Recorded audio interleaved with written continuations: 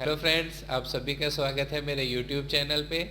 आज की हमारी कैंसर सीरीज़ पार्ट 6 में स्टमक कैंसर के ऊपर हम लोग बात करेंगे, पेट के कैंसर के ऊपर।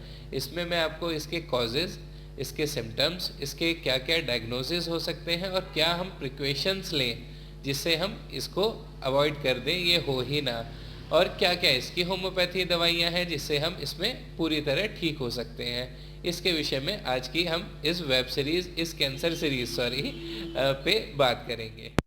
हम इसके सिम्टम्स के ऊपर बात करते हैं, क्या क्या इसके सिम्टम्स होते हैं। इसमें लॉस ऑफ एपिटाइट हो जाती है, भूख नहीं लगती, स्टूल का कलर ब्लैक आता है और कई बार ब्लड भी स्टूल के साथ मिक्स होके आता है, इनडाइजेशन रहती है, बदहजमी सी बनी रहती है, और कई बार इसमें पेट, जब भी हम कुछ खाते हैं तो पेट में दर्द होता है, पेट भरा भरा रहता है, फूला फूला रहता है, सीने में जलन महसूस होती है, और जब भी कुछ खाओ तो उसके बाद इंडाइजेशन हो जाती है और हार्ट बर्न होता है। मतलब काफ़ी बेचैनी और तकलीफ़ रह रही है, पेट बहुत ज़्यादा फूला फूला है। तो और नौजिया, उल्टी जैसा लगना, और कई बार उल्टी आती भी है। उल्टी जब आती है तो वो हल्की ब्लैकिश कलर या हल्की ब्लड से कलर में आती है। ज़रूरी नहीं कि ये सारे सिम्टम्स स्टमक कैंसर के ही हों, आपको स्टमक कैंसर ही हो गया है अगर ऐसे लक्षण आ रहे हैं, नहीं। फूड पॉइजनिंग में भी इस तरह के लक्षण आ जाते हैं, या किसी को पाइल्स हो तब भी इस तरह के लक्षण आ जाते हैं। तो ये लक्षण बहुत ज़्यादा कॉमन होते हैं, उन्हें बस डायग्नोज बनाना पड़ता है डॉक्टर द्वारा कि ये क्या है। और उसके लिए मैं आपको कुछ ब्लड टेस्ट और कुछ एग्जामिनेशन बताऊंगा आगे, जो हम करवा सकते हैं जिससे हमें डायग्नोज हो जाए। तो ये लक्षण, इनमें पैनिक होने की ज़रूरत नहीं है, ये लक्षण कई सारी जगहों पे होते हैं। इनको, इनके कॉजेज़ के बारे में हम बात करते हैं कि क्या क्या इसके कॉज हो सकते हैं स्टमक कैंसर होने के। इसके कॉज हैं जैसे कि हम बहुत तेज़ नमक खाते हों, खाने में तेज़ नमक खाते हों, या कच्चा नमक, अनकुक्ड नमक खाते हों, सलाद पे डाल के बहुत ज़्यादा नमक का उपयोग करते हों, तो भी स्टमक कैंसर होने के चांसेस रहते हैं। बहुत स्पाइसी खाना खाते हों, तेज मिर्च खाते हों, कई लोग मैंने देखे हैं कि बहुत तेज़ मिर्च खानी पसंद करते हैं, उनमें स्टमक कैंसर होने के चांसेस बहुत ज़्यादा बढ़ जाते हैं। पैक्ड फूड खा रहे हों, फास्ट फूड खा रहे हों, और ऑयली फूड बहुत ज़्यादा मात्रा में लेते हों। जो लोग एक्सरसाइज नहीं करते, योगा नहीं करते और इस तरह का फूड ज़्यादा खाते हैं, उनमें स्टमक कैंसर होने के चांसेस बहुत ज़्यादा बढ़ जाते हैं। ग्रीन वेजिटेबल और फ्रूट्स नहीं खाते, हरी सब्जियां, फल फ्रूट नहीं खाते हैं, उनमें भी स्टमक कैंसर होने के चांसेस ज़्यादा बढ़ जाते हैं। और ये इतना, मतलब एक तरह से कहेंगे कि इतना स्पाइसी और तीखा फूड खाते हों, उसमें बहुत ज़्यादा चांसेस रहते हैं स्टमक कैंसर के। अल्कोहल पीते हों, स्मोकिंग करते हो, उसमें भी बहुत ज़्यादा चांसेस होते हैं स्टमक कैंसर हो जाए। और फैमिली हिस्ट्री हो, और इमोशनली डिस्टर्बेंस रहते हो, एंगर बहुत ज़्यादा आता है पर उसे निकालते नहीं, पर अंदर ही अंदर गुस्सा आता रहता है। तंबाकू खाने वाले लोग को भी स्टमक कैंसर होने के बहुत ज़्यादा चांसेस होते हैं, क्योंकि जो वो तंबाकू च्यूई करते हैं वो उनके माउथ में और लिप्स में तो कैंसर प्रोड्यूस करता ही करता है, साथ में स्टमक में भी वो कैंसर बना देता है। तो कृपया ये सब चीज़ें ना खाएं, इनसे बचें। आपको खाना है कभी कभार लो, पर डेली रूटीन की लाइफ में या बहुत जल्दी जल्दी रिपीटेशन में इस तरह का सेफ फूड ना खाएं, अनसेफ फूड ना खाएं। फ्रेंड्स, अब हम इसके प्रिवेंशन और क्या क्या इसके डायग्नोसिस हो सकते हैं उसके विषय में बात करते हैं। प्रिवेंशन में आप अल्कोहल अगर लेते हैं तो प्लीज़ उसे बंद कर दें या बहुत कम मात्रा में लें। स्मोकिंग करते हैं तो स्मोकिंग ना करें। तंबाकू खाते हैं तो उसको भी कम कर दें या धीरे धीरे छोड़ दें, क्योंकि ये सब चीज़ें कैंसर को प्रोड्यूस करने के एक्साइटिंग कॉज और ट्रिगर फैक्टर होते हैं। और अगर आप अचार ज़्यादा खाते हैं तो उसे भी बंद करें। बासी खाना अगर कोई खाता है तो प्लीज़ उसे बंद कर दें, ये भी एक इसका ट्रिगर फैक्टर है। मेरे पास एक फ़ीमेल आई थी पेशेंट, वो 2-3 दिन तक फूड को प्रिजर्व करके रखती हैं, उसी को गर्म करती रहती हैं, खाती रहती हैं, और हर बार गर्म करती हैं, खाती हैं।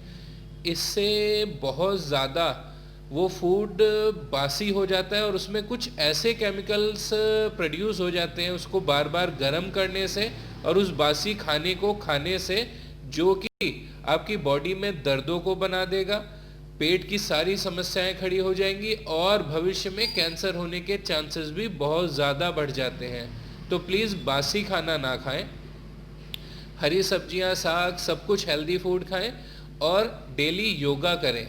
एक्सरसाइज करने से हर तरह की पेट की समस्या भी ठीक रहेगी, मानसिक भी आप स्वस्थ रहेंगे और आपकी बॉडी भी बिल्कुल फिट एंड एक्टिव रहेगी।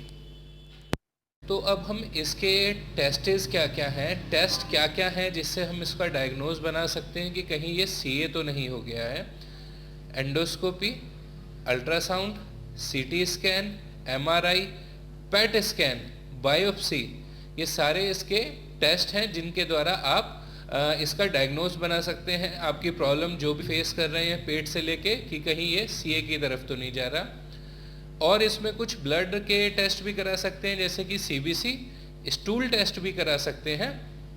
अकल्ड ब्लड स्टूल टेस्ट होता है, वो भी करा के आप इसको डायग्नोज बनवा सकते हैं कि कहीं ये सीए तो नहीं जा रहा है। तो ये इसके डायग्नोज हो गए और टेस्ट हो गए। अब हम इसकी होम्योपैथी मेडिसिन के विषय में बात करते हैं। हमारी पहली होम्योपैथी मेडिसिन है ऑर्निथोगैलम। इस मेडिसिन को लेने के बाद पेशेंट को ब्लैक कलर की वोमिटिंग आएगी। जब तक उसको वोमिटिंग ब्लैक कलर की नहीं आती है उसके किसी भी पेट के सिम्टम को कोई रिलीफ नहीं मिलेगा, और जैसे ही इस मेडिसिन को लेने के बाद उसे ब्लैक कलर की वोमिटिंग आ जाएगी उसके सभी सिम्टम्स को बहुत जल्दी रिलीफ मिल जाएगा। अगर किसी भी पेशेंट को इस मेडिसिन लेने के बाद ब्लैक कलर की वोमिटिंग नहीं आती है तो इसको 48 आवर के बाद आप दोबारा रिपीट कर सकते हैं, पर उसके बाद फिर पेशेंट को ब्लैक कलर की वोमिटिंग आएगी और उसके तुरंत ही बाद पेशेंट के सभी पेट के लक्षण को आराम मिल जाएगा। हमारी दूसरी होम्योपैथी मेडिसिन है आर्सेनिक एल्बम। इस मेडिसिन में पेशेंट को बहुत ज़्यादा बेचैनी रहती है, पेट में जलन होती है, हल्का हल्का सा दर्द बना रहता है, बहुत ज़्यादा एंजाइटी बनी रहती है, सीने में भी उसको जलन महसूस होती है, कुछ भी खाता है तो तुरंत वोमिटिंग आ जाती है। वोमिटिंग भी हल्की ब्लडिश कलर में, ग्रीनिश कलर में और ब्राउनिश कलर में होती है। फूड की स्मेल या फूड जहाँ बन रहा हो उसकी स्मेल भी इसको पसंद नहीं होती, और जैसे ही वो स्मेल इसको आती है तो इसको तुरंत वोमिटिंग आ जाती है। जब पेशेंट बहुत ज़्यादा रेस्टलेसनेस हो तो हम इस मेडिसिन को यूज़ करेंगे। हमारी थर्ड होम्योपैथी मेडिसिन है चैलिडोनियम मेज।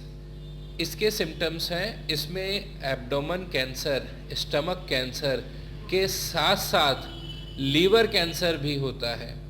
इसके मैं कुछ लक्षण भी आपको बता देता हूँ कि किन लक्षणों पे आप ये मेडिसिन यूज़ करेंगे। जब जॉन्डिस हो, पीलिया हो, किसी को पेट में बहुत ज़्यादा दर्द हो, साथ में कमर दर्द हो और राइट शोल्डर के नीचे भी उसको पेन रह रहा हो, उल्टी या उल्टी जैसा हमेशा लगता रहता है, पानी की प्यास और खाने की इच्छा, सिर्फ गर्म पानी की इच्छा होती है और गर्म खाने की, उसी से इसको एम्लोरेशन होता है, ठंडा खाते ही इसको दोबारा वोमिटिंग हो जाती है। कभी भी किसी भी पेशेंट को दोनों अगर कैंसर है, स्टमक कैंसर के साथ साथ लीवर कैंसर, तो वो इस मेडिसिन को यूज़ करके इससे मेडिसिन से होप है कि वो बहुत जल्दी ठीक हो सकता है। पर मैं एंड में कुछ ट्रिगर फैक्टर या कैंसर सीरीज पार्ट 7 में मैं आपको क्यों ये कैंसर ठीक नहीं होते हैं उसके विषय में जानकारी दूंगा। हमारी चौथी मेडिसिन है फॉस्फोरस। इसके मैं आपको कुछ सिम्टम्स बताता हूँ और इसमें एक स्पेशल चीज़ भी मैं आपको बताऊंगा। फॉस्फोरस में मेडिसिन, जो भी फॉस्फोरस के पेशेंट होंगे उनमें गर्म चीज़ खाने से एम्लोरेशन नहीं होगा, सिर्फ ठंडी चीज़ें ही खाने से उसमें एम्लोरेशन होता है। अभी पिछली मेडिसिन में बताया था चैलिडोनियम में कि गर्म चीज़ें खाने से और पीने से उसे एम्लोरेशन था, पर फॉस्फोरस में उल्टा है।